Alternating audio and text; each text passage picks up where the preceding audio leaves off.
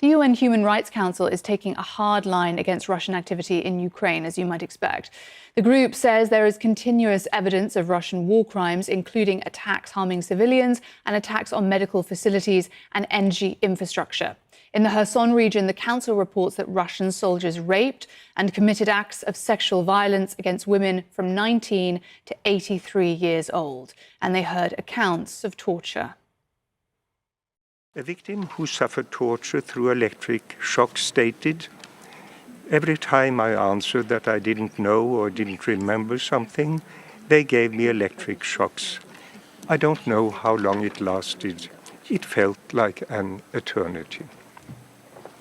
In some cases, torture was inflicted with such brutality that it caused the death of the victims.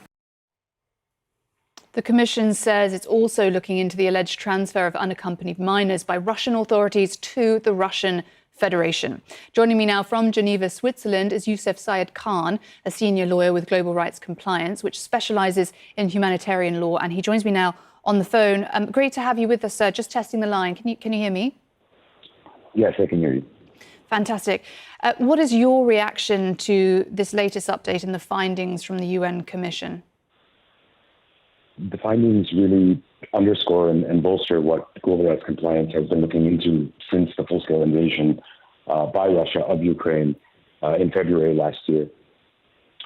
Since the 24th of February last year, we've been documenting not only incidents of torture, but also several atrocity crimes, including what amount to war crimes, crimes against humanity, and a potential genocide.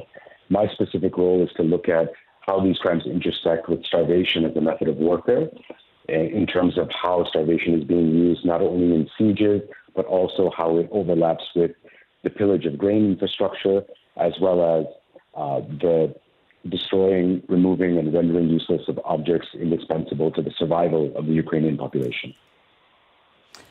The reports as well, the tragic and ancient notion that rape has long been a weapon of war, but of the rape of women between the ages of 19 and 83 is deeply harrowing and just unconscionable. What more can you tell us about the accusations of sexual violence that the Russians have perpetrated? I think in the context of sexual violence, in the broader scope of my experience, dealing with, again, what amounts to war crimes and potential crimes against humanity, is that putting young men, in particular, on the front lines without perhaps proper training or incentivizing them through dehumanizing the other is really what leads or tends to lead to these acts.